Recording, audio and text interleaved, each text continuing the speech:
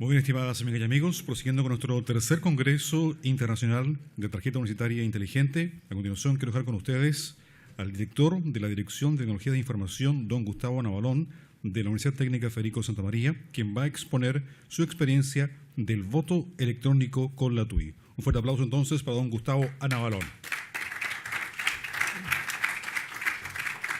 Buenos días.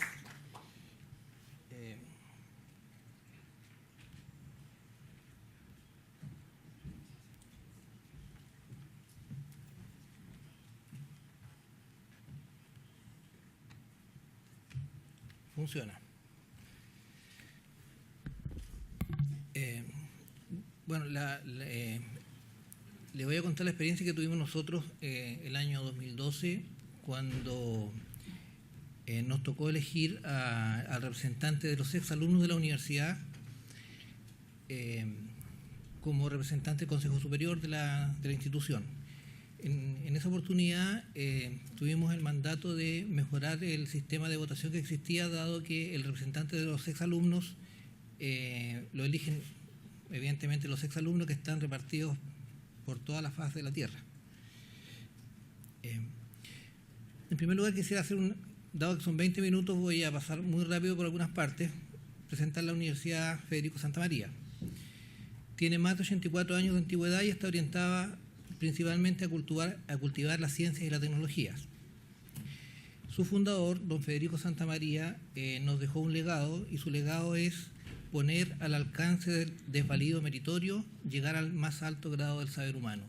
Esa ha sido la inspiración constante de esta institución, y prueba de ello está en que aproximadamente un 70% de los estudiantes de esta universidad, durante su estadía en la institución, no desembolsa de su bolsillo un peso o un dólar. No quiere decir de que no se terminen pagando, no. Becas, beneficios, préstamos, etcétera, etcétera. Pero ellos pueden estudiar sin tener que desembolsar desde su familia o desde ellos mismos el arancel. Actualmente ya se han superado los 20.000 estudiantes, y la casa central, por supuesto, está ubicada aquí en la ciudad de Valparaíso, donde nosotros estamos hoy. El gobierno corporativo de la institución se basa en 3 entidades: el Consejo Superior, el Consejo Académico y el Consejo Normativo. En este caso particular, el Consejo Superior tiene un representante de los exalumnos, como explicaba. ¿Y quién es el consejero representante de los exalumnos? Es una persona que representa la visión desde el mundo profesional hacia el gobierno corporativo. Entrega un testimonio claro de la importancia de la institución a sus egresados, y por supuesto que los egresados son la materialización del producto de esta institución. El rol de este representante es muy importante para la institución, y por lo tanto debiéramos buscar la forma más eficiente de escogerlo. Sin embargo, el procedimiento clásico era la votación por sobre cerrado o votación por fax, cuyas debilidades me imagino que las imaginarán todos. La votación por fax, más o menos el 70% llegaba desde el mismo número de teléfono del candidato interesado. Las campañas que se hacían eran campañas por correo electrónico, por cosas bastante manejadas, pero en realidad nunca se tenía la certeza si los votantes eran quienes decían ser. El desafío era formular una propuesta que reduzca estas debilidades. En ese sentido nos basamos en la siguiente premisa: que sea secreto, que sea simple, que sea verificable, o sea, que se pudiera auditar, que sea confiable desde el punto de vista de las auditorías principalmente, y que tuviera algunos componentes de identificación inequívoca. Para eso escogimos la firma electrónica. Y bueno, me tocó presentar después de que hablamos de los aspectos legales, así que yo simplemente voy a resumir la firma electrónica en 2 elementos. Para el caso de lo que nosotros entendemos o entendimos como firma simple, bastaba con que fuera rastreable.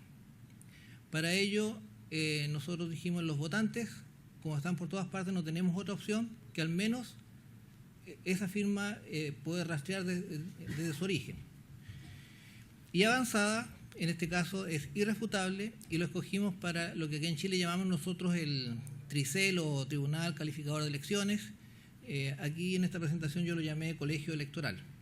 No sé cómo se llaman en otros países. Bueno, ¿y cuáles son las aprehensiones? Riesgo de suplantación, fraude en el registro y conteo de votos, poca participación por la brecha digital, pérdida ante desastres en la infraestructura tecnológica y temor a no poder recuperar los datos una vez cerrado el proceso. O sea, lo que puede ocurrir es que si nos ponemos tan restrictivos en la manera de cómo vamos nosotros a proteger, de repente se nos queda tan protegido que ni siquiera nosotros podemos llegar al dato. El proceso clásico de votación es que se hace la emisión de un llamado, los votantes votan en una urna, se hace un escrutinio, algunos elementos quedan para auditoría y de los sufragios realizados se hace el conteo y se define el candidato. En este caso nosotros hicimos una cosa bastante parecida a nuestra propuesta. Primero la conformación del padrón, la certificación de las aplicaciones de la plataforma, la apertura del proceso, el proceso mismo de votación y el cierre y publicación de resultados. En el caso de la conformación del patrón, sí empezamos a trabajar de una manera a distancia y buscando la mejor forma, lo voy a ver un poco más adelante, de cómo asegurarnos que el padrón fuera el más confiable posible. Y los componentes del modelo fueron el padrón electoral, la incorporación de la firma electrónica avanzada, un modelo de almacenamiento de sufragio seguro, un procedimiento colegiado para abrir y cerrar la urna electoral. Recuerden que el colegio electoral está compuesto por personas. En general, en esta universidad yo diría que en muchas partes son personas ya de edad bastante avanzada y que no necesariamente van a ser las mismas personas que cierran la urna con las personas que abran la urna. Por lo tanto, si yo desarrollo un modelo simple de encriptación o cierre, si no cuento con las firmas digitales de los mismos que la cerraron, simplemente va a pasar lo que dije anteriormente, no vamos a poder nunca recuperar los datos. Una plataforma de servidores exclusiva y cerrada, acceso a la plataforma transferido al colegio electoral, o sea, el colegio electoral además tenía que ser una especie de ministro de fe, de manera de asegurar de que nadie durante el proceso interviniera, y por supuesto archivos del proceso respaldados y firmados electrónicamente. ¿Cómo resolvimos el almacenamiento de los sufragios? De una forma súper simple. Está el sufragio, hay una llave pública, se aplica un proceso de encriptación y este sufragio que está encriptado se almacena en una base de datos. Ahí yo creo que no hay absolutamente ninguna dificultad y se puede hacer con mucha simpleza. Y para abrirla, ahora tenemos una llave privada que nos va a permitir abrir esta, y esta llave privada, por supuesto, que debiera tenerla el colegio electoral. Está nuestra base de datos, aplicamos un proceso de desencriptación, tenemos el sufragio abierto y realizamos el recuento o conteo. El problema es qué ocurriría si alguien manipula esta llave privada, perdiéndola, dándole mal uso, abriendo y cerrando los votos durante el proceso, por ejemplo, y haciendo algunas modificaciones, etcétera, etcétera, etcétera. Entonces, en este caso, lo que nosotros construimos un modelo colegiado de encriptación, donde aquí ponemos los certificados del colegio, de los integrantes del colegio electoral almacenados en la TUDI. Inicialmente emitimos los certificados. Esos certificados se los entregamos a través del secretario general de la universidad a cada uno de ellos, y cada uno quedó con su tarjeta universitaria con el certificado adentro que va a utilizar después para la firma electrónica.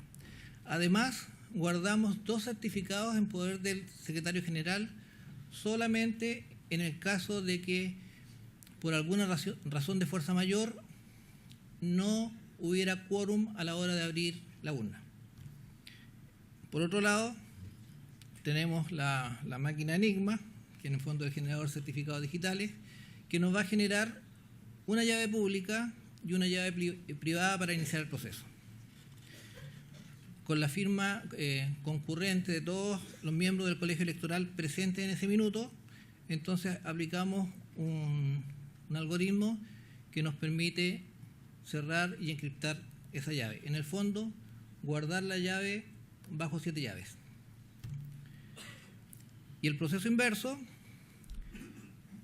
concurría al colegio electoral, no todos llegaban, por lo tanto solamente la mitad más 1 o los que estuvieran más 1 o 2 de los certificados guardados por el secretario general procedían a abrir la urna, a abrir la caja donde estaba la llave privada, con ello abrir la llave privada y continuar con el proceso ahora de recuento de votos.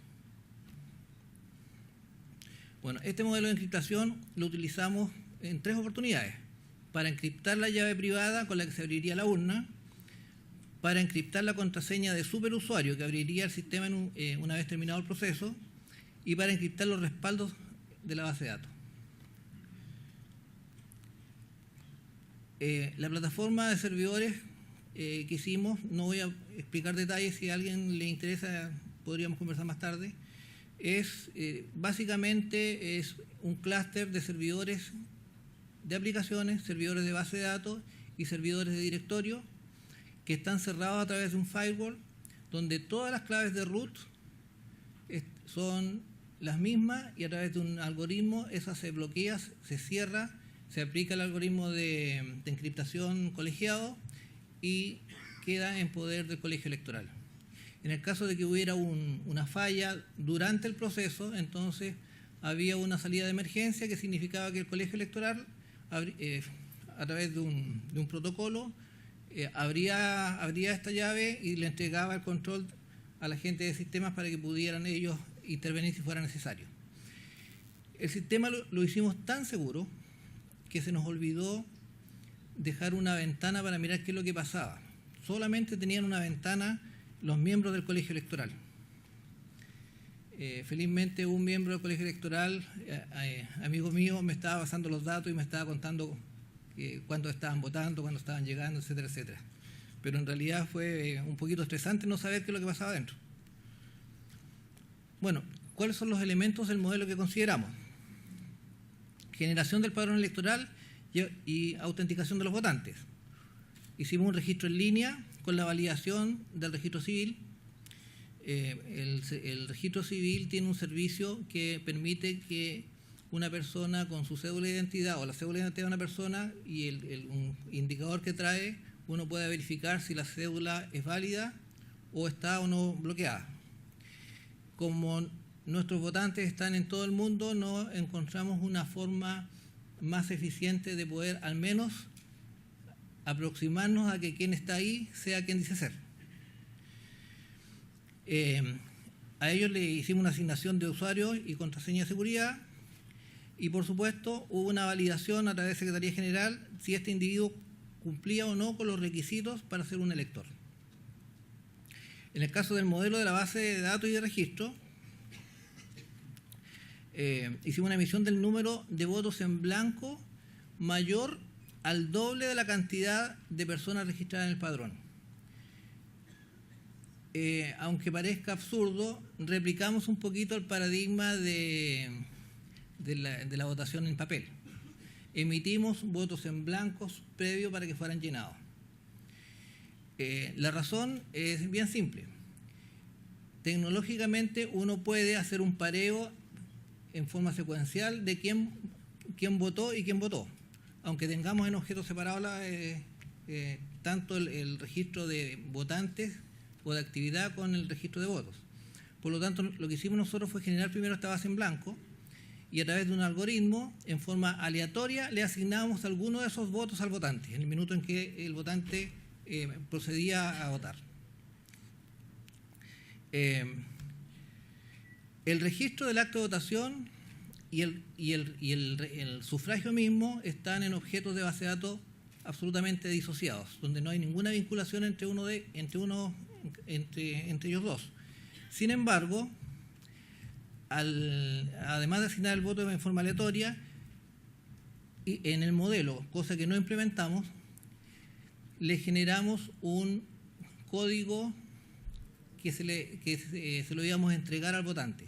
El objetivo era que este votante guardara ese código y pudiera después verificar si su voto había sido bien o mal recogido.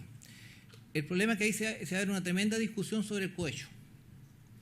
Por lo tanto, la solución que sacamos al respecto fue, bueno, no lo implementamos al final, pero por razones que voy a explicar un poco más adelante, pero la principal razón, o sea, la forma como pensábamos implementarlo, era que Secretaría General, en forma personal, pudiera, a través de la persona que concurría a Secretaría General, se le entregara un lugar donde él pudiera ingresar ese código y verificar.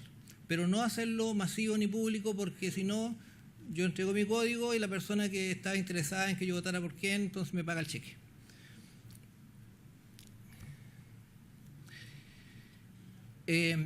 Para asegurar la plataforma del modelo usamos 3 tipos de certificación. La primera, la certificación de aplicaciones y del software. En este caso, quiero mencionar un detalle importante. Cuando uno contrata a un auditor y le dice, oye, quiero que revise si este software es seguro, siempre lo va a encontrar inseguro. No les quepa ninguna duda. Por lo tanto, lo que hicimos fue definir nosotros el umbral de seguridad y pedirle a la empresa que nos dijera si cumplía o no con ese umbral de seguridad. El hecho de que siempre lo encuentre inseguro nos obligaría en forma eterna a mejorar y transformar. Cualquier modelo que uno haga va a ser una inversión infinita. También lo que le pedimos en esa certificación, que el diseño de seguridad y los umbrales, bueno, cumplan con lo definido, y que la certificación, que no hubiera código malicioso al interior de las aplicaciones y que guardara en forma certificada y que pudiera certificar después que las aplicaciones que nosotros le entregamos después coincidan con las aplicaciones que fueron instaladas en la plataforma. Porque claro, yo le puedo pasar un software para que me lo certifique, él me dice está ok y después instala otra cosa. Entonces también ese acto es muy importante de que esta empresa, que tiene que ser una empresa externa y haga esa certificación. Después viene la certificación de la infraestructura y la configuración. Bueno, lo que decía yo, que las instalaciones también cumplan con las características definidas en el modelo y que las aplicaciones instaladas coincidan con lo que certificaron previamente. Y finalmente, la certificación del contenido de la base de datos, de manera que antes de iniciar el proceso se guarde una copia de la base de datos vacía o solo con el padrón electoral. Con el objeto, en primer lugar, de tener una base de datos limpia en el supuesto de que hubiera una segunda vuelta y partir exactamente en las mismas condiciones como se partió la primera vuelta, asegurar que que se utilizan también los mismos valores generados en blanco y asegurar también al padrón electoral. Finalizado el proceso, también debía sacar una copia con 2 objetivos: guardarlo con el secretario general para cualquier auditoría posterior y tener también una relación o un respaldo de cómo se generó el proceso. Bueno, respecto a la experiencia, esta presentación se llama caso de éxito y fue un caso de éxito. Sin embargo, igual dejó un sabor bastante amargo. Les contaba yo que la discusión o la campaña anteriormente parecía ser bastante dura. La cantidad de votantes superaban los 4.000, 5.000 votantes. La universidad tiene como 60.000, 70.000 en este minuto en los registros que tiene. Sin embargo, 3.000, 4.000 era poca participación. En este caso, cuando la apuesta es, oye, pongamos un servicio mucho más transparente y generemos una buena discusión, parece que los interesados en ser miembros del Consejo Superior disminuyeron, por lo tanto tuvimos un solo candidato. Y tener un solo candidato no significa echar todo abajo, pero significa que se relajan las aprehensiones. Y que se relajen las aprehensiones tanto desde el punto de vista de la plataforma, más bien desde el punto de vista de la campaña. O sea, la preocupación de este candidato era que más bien tener más votos sí que no o en blanco. Más que votar uno por él. Por lo tanto, como no hubo discusión, como no hubo verdadera campaña, en realidad los resultados no fueron tan buenos como hubiésemos deseado. 367 sufragios, un 63% del padrón, 309 votos ratificando al candidato y 58 votos en blanco. Ese fue el resultado. El proceso fue impecable, funcionó muy bien, pero nos dejó este sabor amargo y hay muchas personas que dicen no, que no funciona el voto electrónico. El voto electrónico funciona, pero hay que trabajar en consecuencia también. O sea, si no hubo más candidatos interesados, ignoro la razón, pero también hay que trabajar en eso, que eso no lo resuelve el instrumento. Bueno, algunas reflexiones finales. El modelo de encriptación basado en llaves colegiadas permite guardar información segura y genera un resguardo de la información basada en quórum. Las utilizaciones pueden ser múltiples. Por ejemplo, abrir un testamento. El sufragio electrónico requiere romper el paradigma del registro en papel, por supuesto que sí, facilita la inclusión y lo hace mucho más democrático. Debe haber toda una estructura orientada al proceso, no es armar una aplicación y ponerla ahí, es necesario dar elementos de seguridad completos. Debe considerarse también todos los aspectos que aseguren la transparencia. ¿Y dónde está la TUI? Por supuesto, la TUI nos entrega un medio que facilita o asegura la autenticación. Dentro de la comunidad universitaria, internamente, sí tenemos la posibilidad de hacer algunos sufragios universales, porque podríamos emitir internamente certificados privados no válidos hacia afuera, pero que nos servirían para manejar esto.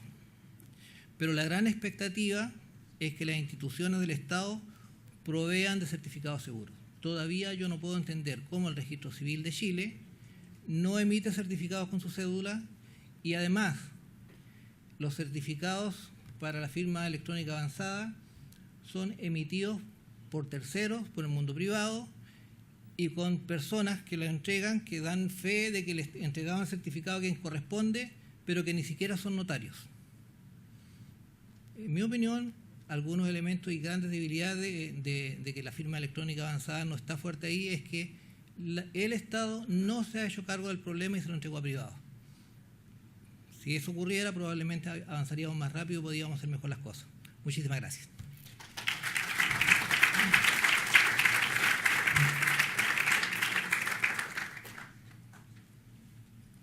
No sé, ¿alguna pregunta o...?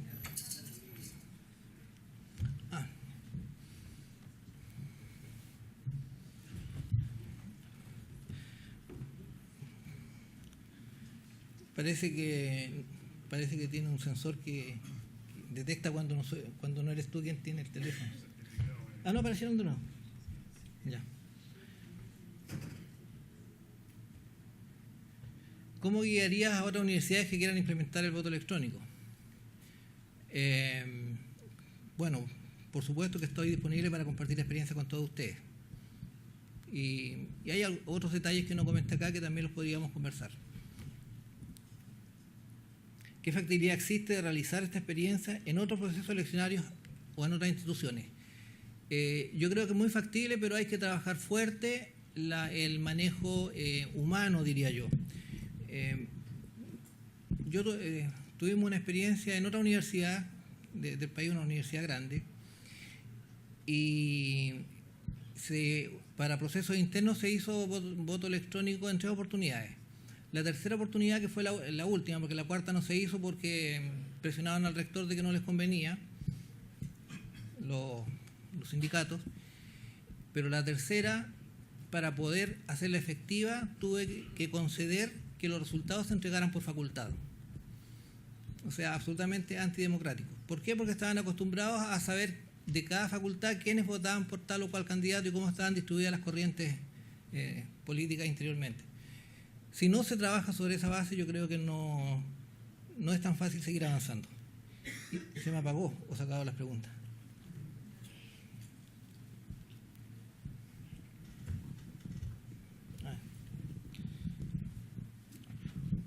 ¿Cuál es el costo de este sistema y cómo se garantiza que el voto sea secreto? El costo no es tan alto. No es tan alto, las aplicaciones son relativamente simples.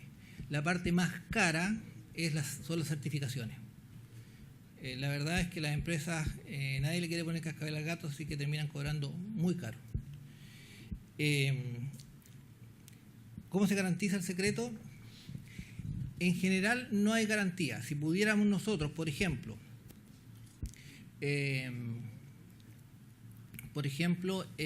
utilizar un certificado seguro para el votante, la probabilidad de secreto es más alta.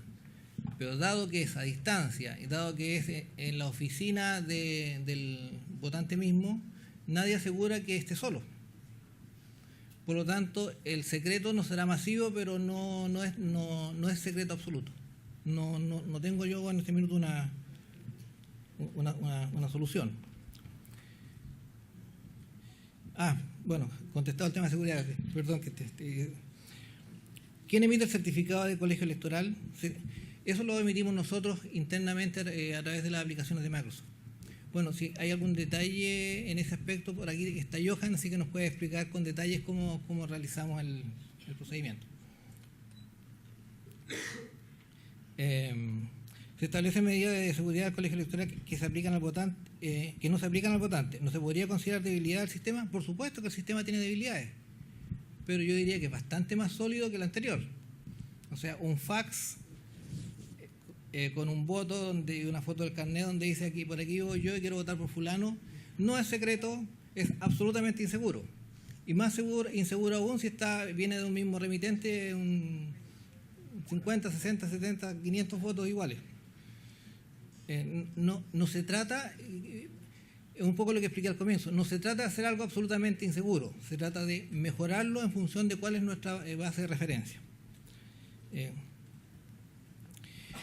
Para garantizar la seguridad de los accesos técnicos al sistema, creo que respondí la pregunta. O sea, fuimos bien rigurosos en eso.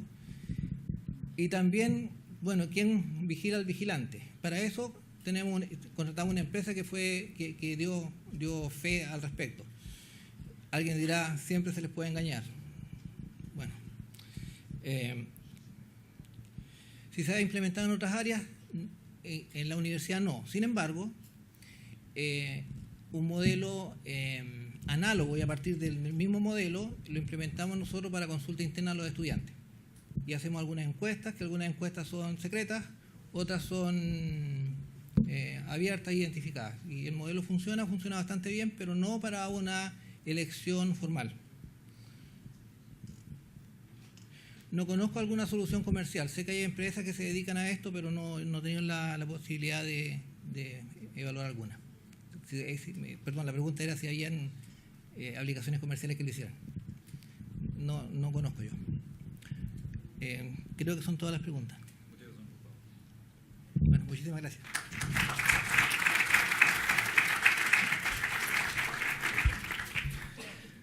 Nuestro agradecimiento a don Gustavo Navalón, director de la Dirección de Tecnologías de Información de nuestra Casa de Estudios Superiores, la Universidad Técnica Federico Santa María.